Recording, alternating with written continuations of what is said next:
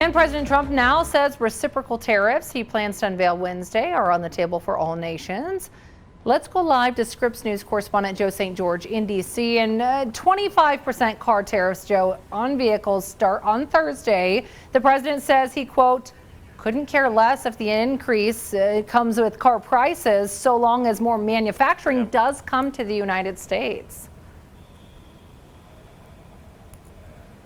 I think that speaks volumes to how much President Trump cares about implementing these tariffs. It's pretty clear when you listen to him speak about this. He wants a fundamental transformation in how the government takes on revenue. He thinks it's unfair that all these countries are putting tariffs and taxes on American-made goods when they get imported into their countries, and he's committed to changing the status quo. So it's a passion there. We should note that most economists say price increases are coming for all Americans, and that this will be passed on to you, to me, to everyone's families. The business will pay the tariff and then ultimately raise their prices as a direct result. Now, we should say the White House this weekend has pushed back a bit on that.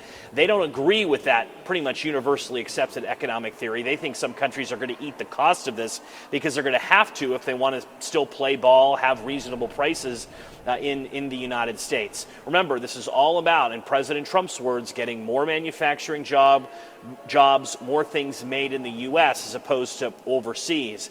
The cost, it depends what we're talking about. If we're talking about cars, some experts have said make and model dependent could be north of $10,000 more.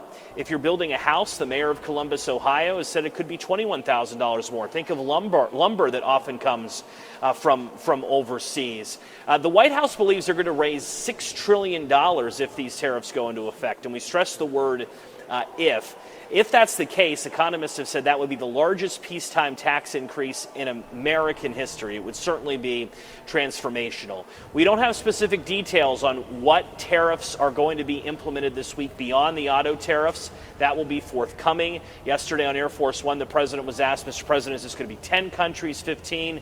He said all countries, which has rattled Wall Street a bit ahead of the markets opening. The Dow futures down. The markets in Asia were down as well. It's going to be expected to be a week full of uncertainty on Wall Street as we await word from what the president has planned. He has nicknamed Wednesday Liberation Day because of all the reciprocal tariffs the White House is planning on issuing. Stay tuned on this front for sure.